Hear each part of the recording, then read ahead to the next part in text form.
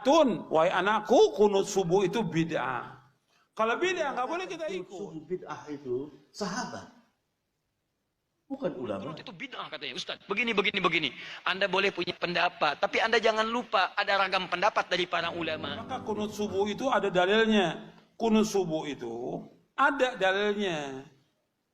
Kunut subuh terus menerus ada dalilnya. Hadisnya dhaif. Dhaif itu artinya apa? Lemah. Lemah itu boleh dipakai atau tidak? Nggak boleh dipakai. Ingat tuh, hadisnya ada dhaif. Kalau dhaif nggak boleh dipakai.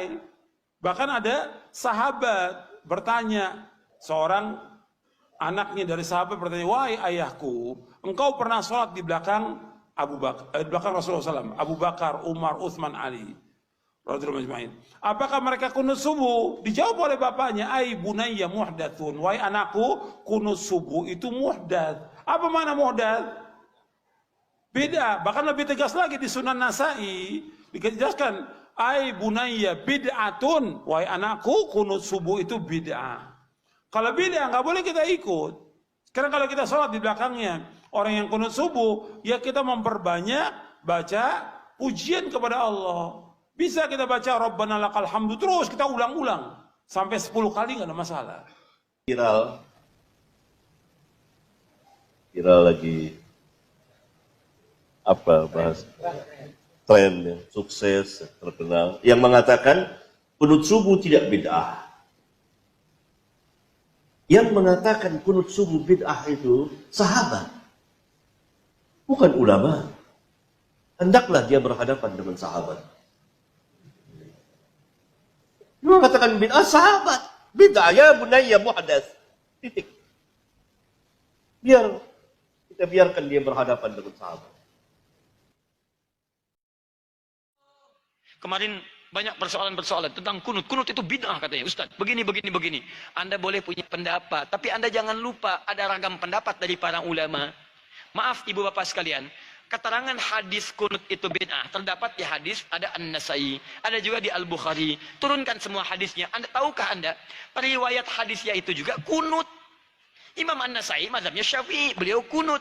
Imam Al-Bukhari mazhabnya Syafi'i, beliau kunut. Saking objektifnya, beliau riwayatkan tentang sahabat yang tidak kunut. Kenapa beliau tidak kunut? Karena dalam hidupnya tidak pernah melihat Nabi kunut. Sahabat ini, tapi kan yang lain banyak sahabat juga. Di ketika Nabi berjalan, tidak semua sahabat ikut. Nabi ke Badar, sebagian sahabat ikut. Nabi ke Uhud, sebagian sahabat ikut. Tidak setiap tempat sahabat ikut semua. Saya mau ke Uhud ya, semua Madinah ikut ke Uhud. Madinah kosong. Saya ke Badar ya, saya ke Taif ya, apa semua ikut? Tidak, semua menyebar. Makanya ketika Nabi perjalanan, sebagian sahabat ikut. Nah, ada seseorang ketika berada di belakang Nabi, setiap dia sholat di belakang Nabi, dalam keadaan subuh, Nabi tidak kunut. Sedangkan sifat sahabat itu mengamalkan apa yang dilihat. Jadi yang dia lihat itu yang diamalkan. Misal, Wa'il bin Hujur, sholat di belakang Nabi, Nabi turun pakai lutut. Abu Hurairah sholat di belakang Nabi, Nabi turun sujud pakai telapak tangan. Walaupun keduanya tahu riwayat itu, tapi mohon maaf, mereka mengamalkan apa yang dilihat. Wa'il pakai lutut, Abu Hurairah pakai telapak tangan. Dua-duanya benar, yang salah yang pakai kepala duluan. Belum apa-apa sudah ramai kepalanya, ini bid'ah, ini salah, ini. Itu, muka Anda dari ujung kepala sampai ujung kaki bid'ah itu. Kenapa? Karena Anda tidak belajar hadis dengan ilmunya. Ini yang tidak kunut di belakang Nabi karena dia sholat di belakang Nabi. Nabi nggak kunut. Tapi ada sebagian sahabat sholat di belakang Nabi. Nabi pernah kunut. Ada Abdullah bin Umar. Nabi mengajarkan kunut pada Al-Hasan cucunya. Dari situ disimpulkan oleh ulama. Apa kesimpulannya? Yang mau kunut silahkan. Maka Imam Malik kunut. Kunutnya sebelum ruku disirkan. Imam Malik itu Masya Allah. Anak sahabat besar. Anas bin Malik, lahir anaknya Malik bin Anas, 93 Hijrah, lahirnya di Madinah, tumbuh di Madinah, besar di Madinah, jadi mufti di Madinah, wafat di Madinah, dikenal dengan Imam Madinah, Darul Hijrah, Imam Madinah kunutnya sir. Imam Syafi'i muridnya Imam Malik, lahir tahun 150 Hijrah, kunut. Beda dengan gurunya, Syafi'i dijaharkan, kunutnya ba'da ruku, bangun setelah i'tidal dijaharkan. Bacaannya sama dari Nabi, Allahumma hdini fiman hadait. Kalau jadi imam, Allahumma hdina fiman hadait. Imam Abu Hanifah, wafat tahun 150 Hijrah, memilih yang tidak kunut, ngambil hadis sahabat yang tadi.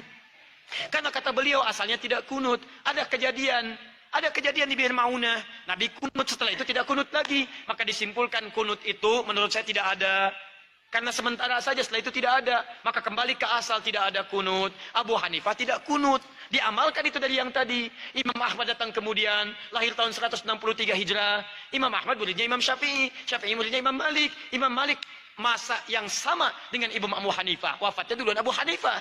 Apa yang terjadi dengan Imam Ahmad? Kata Imam Ahmad, saya ambil yang pertengahan. Tengah-tengah saja. Ini kunut jahar, ini tidak kunut. Saya ambil tengah-tengah. Apa tengah-tengahnya? Nabi kunut saat ada peristiwa besar membutuhkan doa.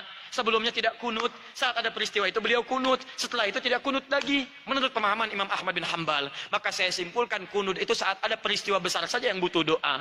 Peristiwa besar butuh doa namanya nazilah. Maka dikenal dengan kunut nazilah. Tapi hebatnya Imam Ahmad dengan Imam Syafi'i tidak ada masalah. Salat di belakang Imam Syafi'i beliau kunut. Imam Syafi'i salat di belakang Imam Ahmad beliau tidak kunut. Imam Syafi'i datang ke tempat Imam Abu Hanifah. Imam Abu Hanifah sudah wafat. Ketika beliau memberikan ilmu di tempatnya, kemudian diminta jadi imam saat subuh, beliau tidak kunut. Selesai itu kata muridnya, "Syal Imam, kenapa Anda tidak kunut?" Kata Imam Asy-Syafi'i, "Saya menghormati pendapat di tempat Imam Abu Hanifah yang tidak kunut." Luar biasa.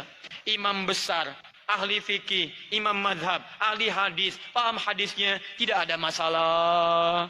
Antum bukan imam besar, jadi makmum kadang-kadang, Quran belum hafal, hadis belum tahu, Masya Allah, gara-gara masalah kunut, pada tidak ke masjid. Ketinggalan zaman. Hari gini orang masih kelahi lagi masalah kunut subuh. La haula wala quwata illa billah. Dulu ya, zaman saya kecil, anak muda NU masih bertengkar dengan anak muda Muhammadiyah. Anak muda Muhammadiyah mengatakan subuh enggak pakai kunut. Anak muda NU mengatakan subuh mesti pakai kunut. Akhirnya saking hebatnya perdebatan sampai jam 2 malam. Besok sama-sama enggak sholat subuh. Ini sudah tidak ada lagi. Ketika saya ditanya, "Ustaz, iya, kenapa Islam ini banyak betul khilafiyah? Kenapa banyak betul khilafiyah, Pak Ustaz?" Ente mengatakan banyak khilafiyah karena ente pecandu khilafiyah. Sekarang saya tanya, tunjukkan sama saya mana mazhab dalam Islam yang mengatakan tidak ada sholat subuh. Hanafi, Maliki, Syafi'i, Hambali. Mana mazhab dalam Islam yang mengatakan tidak ada sholat subuh? Tak ada, Pak Ustaz. Kalaupun ada mazhab yang mengatakan tak ada sholat subuh, itu namanya mazhab Al-Ngawuriyah. Mazhab Abu Hanifah, Imam Hanafi, meninggal tahun 150 Hijrah di Kufah. Mazhab Maliki, Imam Malik bin Anas, meninggal makamnya di Baqi, Madinah tahun 179. Mazhab Imam Muhammad bin Idris Asy-Syafi'i, makamnya di Mesir, Kairo tahun 204. Mazhab Ahmad bin Hanbal Hambali, makamnya di Baghdad, Irak tahun 241. Sepakat 4 mazhab ini bahwa sholat subuh itu fardhu. Tak ada ikhtilaf tentang sholat subuh. Bahwa yang satu pakai usolli, enggak pakai usolli, itu pembahasan forum. Batang usulnya sholat subuh wajib. Bahwa ada yang pakai usolli, ada yang enggak pakai usolli, khilafiyah. Bahwa yang satu bismillahnya jahar, bismillahirrahmanirrahim. Yang satu bismillahnya sir. Alhamdulillahirabbil alamin. Ar-Rahmanir-Rahim. Itu tak masalah. Masalah yang satu bangkit, wa sami'allahu liman hamidah, Allahu Akbar. Yang satu pakai kunut. Tapi andai saya disuruh jadi imam di Palembang, saya tak akan mau sholat subuh jadi imam. Kenapa? Saya tak tahu masjid ini masjid NU apa masjid Perti apa masjid Persis apa masjid Muhammadiyah. Maka saya tak ingin menimbulkan fitnah.